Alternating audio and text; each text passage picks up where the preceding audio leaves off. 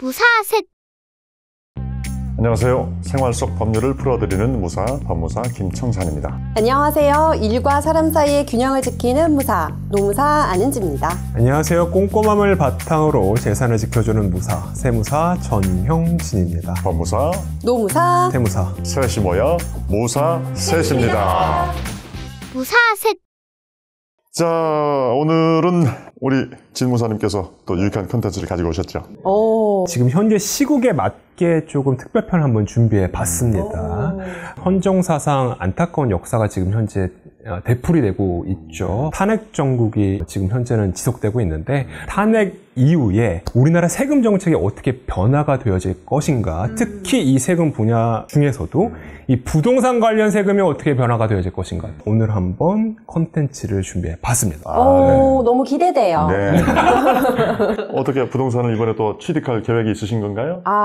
그거는 일단 들어보고 결정하도록 하겠습니다. 법무사님께서 좋은 질문을 해주셨는데, 제가 오늘 말씀드릴 이 세금이 어떻게 변화가 되어질 것인가를 먼저 들어보신 후에 네. 주택을 구입하시느냐 양도하시느냐가 좀 중요하실 것 같기는 해요. 제가 본격적으로 부동산의 세금 정책을 말씀드리기 전에 현재 우리나라의 조세 상황에 대해서 먼저 말씀을 드릴 필요성이 있을 것 같아요. 현재 우리나라의 조세 수입 현황은 암울합니다.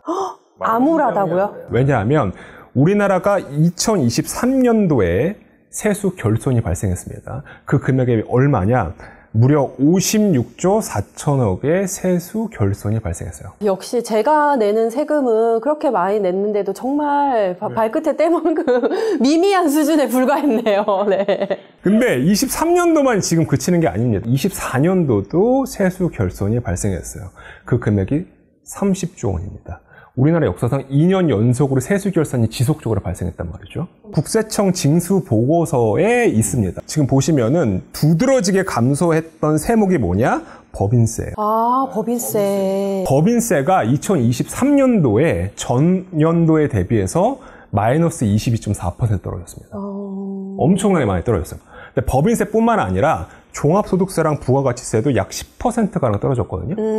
우리나라의 세목을 구성하고 있는, 조세 수입을 구성하고 있는 3대 세목이 있는데, 법인세, 종합소득세, 부가가치세예요.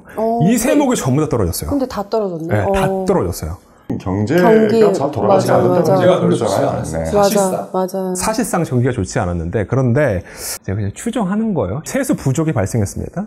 근데 이 세수 부족을 어떻게든 간에 이제 수입을 해야 되잖아요. 네. 수입을 해야 되는데, 메꿔야 되죠. 메꿔야 되는데, 실제로 이거 제 추정입니다만 2023년도랑 2024년도에 세무조사 추징금이 많이 발생했어요.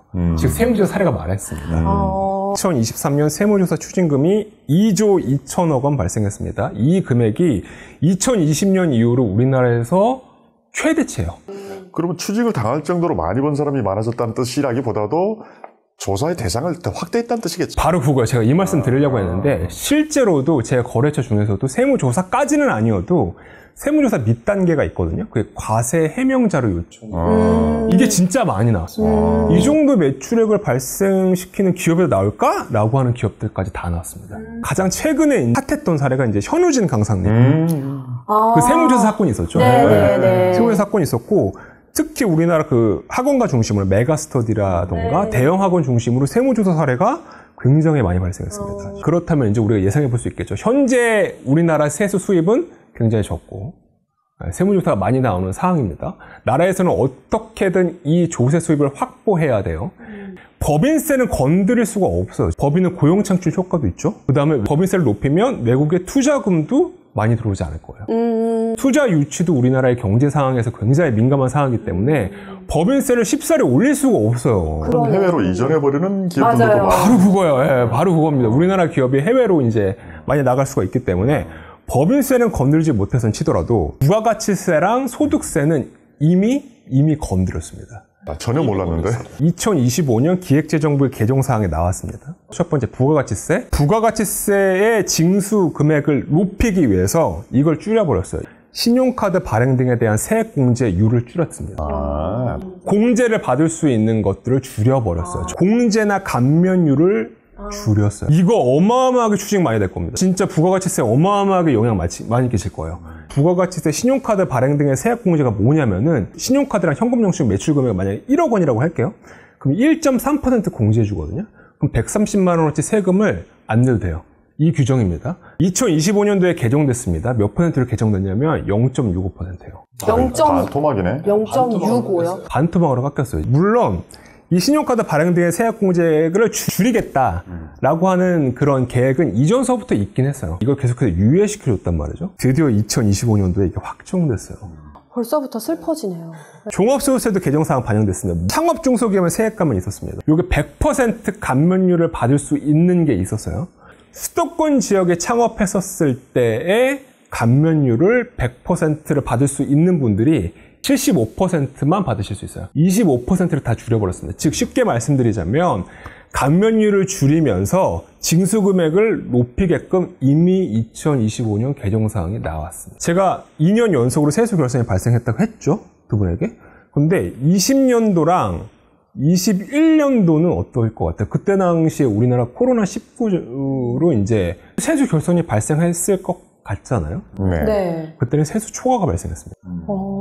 그때는 우리나라 예상치보다 세수가 더 많이 들어왔어요.